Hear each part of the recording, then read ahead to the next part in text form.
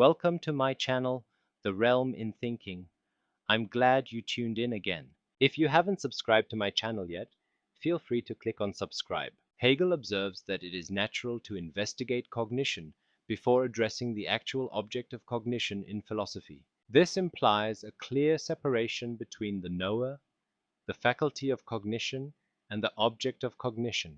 In a typical labor process, such as crafting an object with tools, there is also a clear distinction between the worker, the tool, the material, and the product. This analogy is tempting to apply to science and philosophy, where subject, object, and product are viewed as separate material entities. But Hegel argues that this is too simplistic.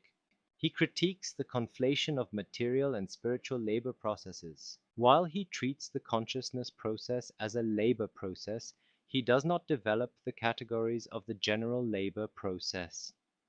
Instead, he uses this critique to attack materialism. Marx approaches the topic from the opposite perspective, providing a complete analysis of the general labor process. He criticizes earlier materialism for treating the object as merely external and not as a product of concrete human activity. Yet in doing so, Marx confirms Hegel's insight.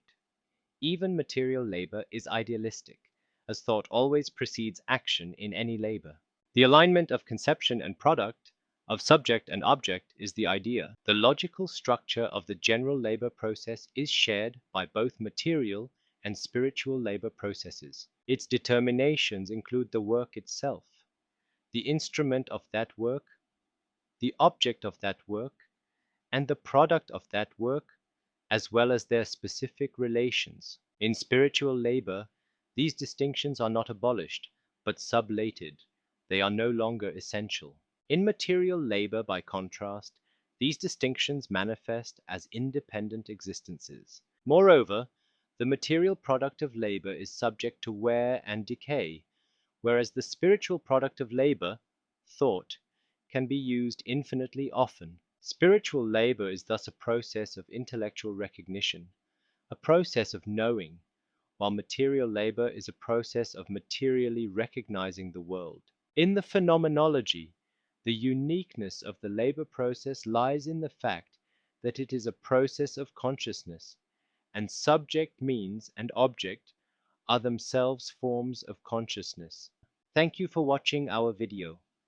Your presence enriches our community. If you enjoyed what you saw and found value in our content, we would greatly appreciate it if you could give us a thumbs up.